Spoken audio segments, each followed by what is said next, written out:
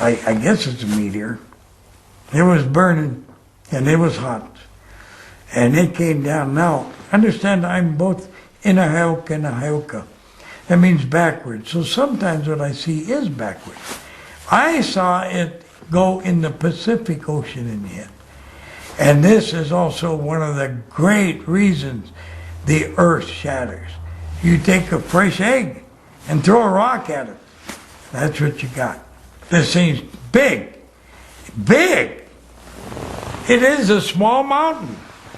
And it hits, luckily not on land proper, but very close to land in the ocean. I saw it in the Pacific. Others see it in the Atlantic. So I don't know. I see things backwards sometimes. But the earth cracks. And the great shudder and the skies change. And the floods come. And people perish. It's just part of the whole thing that Mama is in the process of now. Anyway, these underground bases that are being made in unsafe areas, if I was in the military, I would consider getting out in a hurry or as soon as possible, or literally even going AWOL. They're putting you places that you don't stand a chance. But then again, who cares if they're up there in a bigger part, you know, a lot of general stripes. You're just, I don't know, you're just a disposable Big Pen in uniform. But there's a lot of underground bases. There's a book out, I understand, maybe more than one, on underground places. And it doesn't even come close to showing everything that's out there. And it's almost always in the process of being built for a new place here and a new place there. The things I know, man. The reports I get from people who are ordered out of the National Force by the military at gunpoint, and the helicopters flying in with big crates under their bellies, flying way off into the boonies somewhere. And, gee, the things I know. But in the future, women will find equality with man. And it will not be a man-dominated government, or world for that matter. It will be Matakweo Ashen, all related as one. And the women's place will come back to where it belongs and has always belonged. And decisions will be made with male and female combined. And hopefully, with God as the head. But our time is short. Though I wasn't showing this in the vision, I tell you true. The year 2012 was the day of the two, or the year if you want, of the two, if you want to call it this, it's not the proper name, but end time. Probables. What the Aztecs and the Maya did they were seeing the future, distant viewing, the whites call it. We just call it seeing.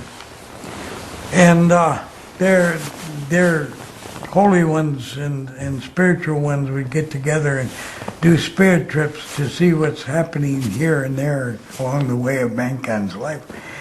And the probabilities were slowly chipping down, until only two remained in that year, 02 or whatever it is, or 12 rather. They could not see which of the two probabilities left for mankind to take was going to be taken. So that's it. That's as far as we can tell. We don't know if mankind is going to make a good decision and walk the red road or make a bad decision. And according to Scripture, they're going to make the bad decision. Armageddon will loom then, big time. But It's not the end of civilization in the year of 12. It's just the end of, they didn't know. It was just so possible to go one way or the other. I mean, nose to nose possible. And they didn't know which way they were going to take mankind. So they just said, that's as far as we can go. We can't go any further. Again, I do not want you to understand that I am spreading fear. I am spreading hope, telling warnings what will take place if we continue on the course we're going. Without connecting to God individually and then hopefully in great masses, we're headed for hell in a strange, most horrible way. But women will have their place again. Women gave it up long ago. And man has taken over, and the pendulum that man has held is now, hear me, now free. And it's swinging. And the New Agers and the woman liberation and this and that, they're grabbing at the handle of the pendulum and saying, oh, it's ours now. And they're doing just as wrong as a man saying it was ours. When the pendulum is released by both sides and allowed to swing back and forth until it holds steady and still, straight up and down, there will be unity. And if they let the Creator be the great leader, there will be peace. And Ishkane, the Son of God, the one the whites call Jesus, He will bring that peace for 1,000 of our years. You will know peace, but it will not be easily won or given. There will be turmoil. This is part of the vision. There will be turmoil as they learn to let go of that pendulum. And it'll take a while. And Christ will rule with an iron rod, showing full well that there are people, nations, countries, that don't want to do it. That's all right. It's going to be stiff. It's going to be hard on those. But in time, they'll recognize that, this great leader, this one, this God-man on earth, knows the right way, peace, that we don't have to hate each other. But it'll take a long time to wash away that thing called pride, self, ego. But in time it will happen, and then Lucifer will be let loose, and I saw that. And it'll be a long time for that too. This scriptures call it for a season.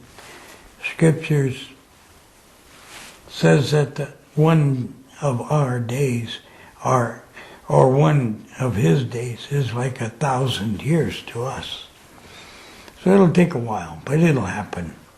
Then I went forward, greatly forward, into the future time, after Armageddon. If we do not change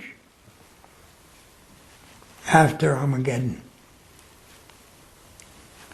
I'm assuming that we're not changing. God help me in my assumption, forgive me. But I try, I do my best. But Lucifer is very real. I don't give a dang what my full-blood brothers claim. There is no Lucifer. Boy, you got a shock in store for you. He'll be loosed again, and things will go wacko again, just like we are now in the world today. Now I'm telling you from the vision. And believe it or not, we get worse than we are today. In a very short season.